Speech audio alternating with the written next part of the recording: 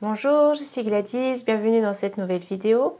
Aujourd'hui, donc, je vais vous parler de mes thérapeutes du quotidien. Et là, le thème, c'est les activités. Alors, dans les activités, je voulais surtout mettre en avant les activités qui mettent en mouvement, mais pas forcément en mouvement que dans le corps, même si c'est quand même aussi très important. Parmi ces activités, alors souvent, on va parler par exemple du jardinage, ou de la marche, du jogging, faire du sport, que c'est important pour le corps. Alors on va expliquer que c'est bon pour le cœur et tout ça. Et dernièrement, j'ai vu une interview en rapport avec le système nerveux qui mettait en avant aussi le fait que se mettre en mouvement. Ah, il y avait aussi un documentaire sur les fascias. Je vous ai déjà parlé de la fasciathérapie, mais je l'ai vraiment vu j'ai pas pratiqué beaucoup. Mais la fasciathérapie, les fascias en tout cas, c'est vraiment, plus les recherches avancent, plus on se rend compte que c'est déterminant dans le bien-être que l'on a dans son corps. Et justement, le mouvement, le fait de bouger dans son corps, avec son corps, ça permet en fait de rendre les fascias plus souples et de rendre aussi la communication au niveau du système nerveux plus fluide, parce que les fascias jouent un rôle déterminant aussi au niveau de la transmission, de ce que j'ai compris par rapport au système nerveux. Et que du coup, quand on est en mouvement, ça permet à ce que ces fascias ne s'agglutinent pas, ne deviennent pas un peu crispés, et ça permet donc une plus grande fluidité. Et j'ai trouvé cet éclairage-là et ce point de vue-là vraiment motivant. Parce que sinon moi souvent c'est pas, courir honnêtement je suis pas du tout une fan de la course, je suis pas du tout fan de l'endurance, et dire que c'est bon pour le cœur ou des trucs comme ça m'intéresse pas du tout en fait, mais là de le comprendre d'une autre façon, voilà, ça fait un peu émerger des choses, et j'avais envie de le mettre en avant parce que ça en fait c'est vrai qu'on dit aller marcher ça fait du bien parce qu'on prend l'air, on va dehors, on voit les arbres, on voit la nature, on voit des gens, mais en fait c'est aussi important ou utile parce que ça permet au corps de ne pas, au tissu de se mettre en mouvement et de permettre une meilleure fluidité au niveau de l'ensemble du corps. En ce qui me concerne, les activités qui me font vraiment du bien et qui m'ont aussi beaucoup aidée, c'est la pratique du vélo. Quand j'étais ado, pendant longtemps, je restais à la maison et l'ennui, beaucoup de télé. Et c'est vrai que quand j'ai eu 14 ans, ma mère m'a permis de faire du vélo toute seule. Alors je comprends que voilà, j'étais en campagne et tout, et il y a le côté un peu stressant, les rencontres, mais aussi les accidents quand on part seul comme ça. Mais ça a été vraiment, pour moi, ça a été un tournant. À partir de là, la respiration, de partir en pleine nature, dans les chemins comme ça avec le vélo, ça m'a vraiment changé la vie.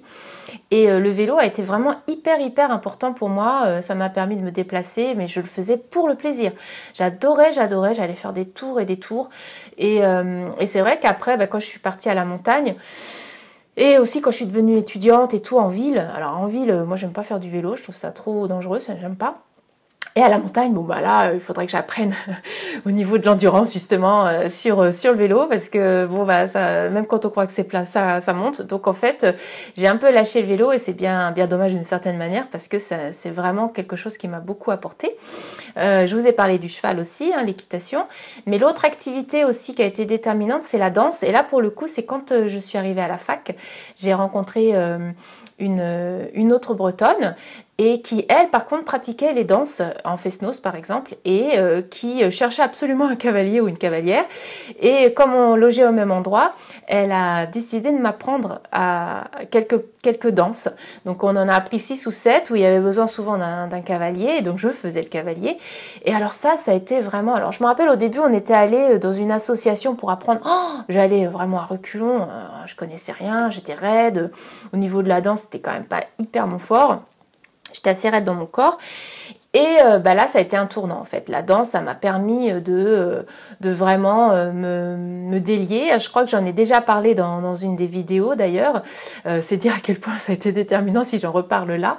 Mais aussi, c'est pour dire, voilà, les mouvements qu'on peut faire, à vous de trouver celle qui vous plaît le mieux. Ça peut être la danse chez soi, dès que vous avez de la musique, même si c'est pas longtemps. Ça peut être, il y en a qui sautent à la corde. Ça peut être, si vous aimez jogger, vous joguez. Ça peut être le vélo, même en appartement, même si moi je trouve que c'est quand même mieux en extérieur. Voilà, donc toutes ces activités qui peuvent vous permettre de mettre en mouvement dans votre corps, tous ces muscles, les fascias et tout ça, c'est plutôt bénéfique. Et on sait aussi que l'activité physique va faire produire des endorphines. Donc parfois on a au début, par exemple quand on court, on n'aime pas et tout, on a le souffle qui s'essouffle, le souffle court. Et à un moment donné, on a un changement qui fait que là, on a un certain bien-être et on sait maintenant que c'est les endorphines qui arrivent et donc on a aussi cet effet bénéfique pour soi en plus d'être à l'extérieur et les autres effets. Mais parmi les autres activités aussi que je voulais noter là, moi j'ai des activités qui sont beaucoup moins physiques, mais qui m'apportent beaucoup. Pendant très longtemps, j'ai beaucoup aimé faire des puzzles. Je trouvais déjà le côté de construire, et ça demande une concentration. Alors c'est un peu comme le Tetris, se dire que le soir quand je me couchais, je voyais encore les pièces du puzzle. Mais ça c'est vraiment une activité que j'aime bien. Je suis pas vraiment une grande fan de la méditation. Ça peut être aussi une activité sans mouvement, ou méditation en marchant par exemple, ça peut être une méditation active. C'est moins mon fort, et en fait le fait de faire des puzzles, ça me permettait donc de me poser comme ça et de me concentrer sur quelque chose et de me vider un peu la tête. Aujourd'hui, ce que je pratique pas mal, c'est le coloriage. J'aime beaucoup donc les mandalas. C'est aussi, on a même des thérapies faites à base de mandalas. Donc ces cercles que l'on remplit de couleurs. Moi, ça peut être un peu de tout. C'est pas que des mandalas, mais j'ai acheté vraiment des livres de coloriage. Il y a eu une période où c'était très à la mode.